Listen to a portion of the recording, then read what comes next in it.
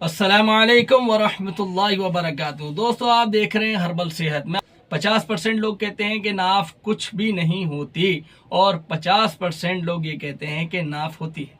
सबसे पहले आज हम इसके बारे में क्लियर कर लेते हैं कि नाफ होती क्या चीज़ है। आपकी आंतों का वो फैक्टर जहां कहीं भी एयर ब्लॉक हो जाए और उस एयर ब्लॉक होने की वजह से आपको शदीद दर्द की कैफियत भी होगी और हो सकता है आपको वहां कुछ उभार देखने को भी मिले। अक्सर वक्त नाफ के हट जाने टल जाने की कैफियत की वजह से उभार इतना हो जाता है कि लोग इसको हर्निया समझने लग जाते हैं। हालांकि हर्निया एक अलग चीज़ है और नाफ एक अलग चीज़ है। नाफ का उतर जाना, टलना, हटना, ये तीनों एक ही बात है। इस सूरत में एक मर्ज 3 इलाज। पहला इलाज बताने जा रहा हूं, खूब ध्यान से देखना और खूब ध्यान से सुनना। देसी अजवाइन का इस्तेमाल करेंगे, बिल्कुल बारीक पीस लेंगे और जितनी मिकदार देसी अजवाइन की होगी उतनी ही मिकदार काले नमक की, या काला नमक ना मिले तो लाल नमक का इस्तेमाल करेंगे। इसके अलावा और कोई भी नमक इस्तेमाल नहीं करेंगे। कभी आप ये सोचें कि भाई ये दोनों नमक मिल नहीं रहे हैं तो एक काम कर लेते हैं, सफ़ेद नमक मिला लेते हैं या लाहौरी नमक मिला लेते हैं। बात तो नमक की ही है। नहीं, ऐसा नहीं करना, इससे बीपी बढ़ने की शिकायत हो सकती है। इसलिए मैं आपको बता रहा हूं कि काला नमक या लाल नमक उसकी मिकदार उतनी ही हो जितनी आपने अजवाइन ली है। और फिर चाय का चम्मच इस्तेमाल करना है जिससे आप चीनी घोलते हो, सबसे छोटा चम्मच, उसका चौथाई उसका पाउडर इस्तेमाल करेंगे। चौथाई चम्मच का पाउडर इस्तेमाल करके आप मुंह में रखकर पानी पी लीजिए। इंशाल्लाह 3 मिनट के अंदर अंदर आपका ये दर्द खत्म हो जाएगा। ये मैंने आपको पहला इलाज बता दिया है। अब जानते हैं कि नाफ हटती क्यों है।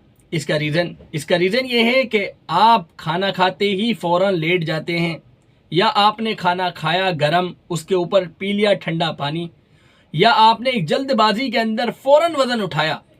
अरे भाई, आप जिन्नात थोड़ी ना हैं जो फ़ौरन काम को कर देंगे। थोड़ा तसल्ली रखिए, इसकी वजह से भी आपकी नाफ हट जाती है। इसलिए खूब एहतियात करने की ज़रूरत है। शरीयत और मेडिकल साइंस भी इस बात को कहती है कि खाने के बाद कम से कम 30 मिनट के बाद आप पानी पिएं। तो जाहिर सी बात है कि शरीयत कह रही हो और उसके बाद मेडिकल साइंस कह रही हो, तो हम बड़े बेवकूफ़ हैं कि अगर हम खाना खाने के फ़ौरन बाद ठंडा पानी पिएं या पानी पिएं। कम से कम 30 मिनट के बाद आप पानी पिएं, करेंगे ना।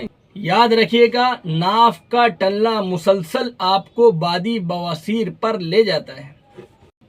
जांच, मिड सेक्शन में अगर एयर ब्लॉक हो रही है, वही एयर ब्लॉक एंड सेक्शन में चली जाए तो उसको आप बादी बवासीर कहते हैं।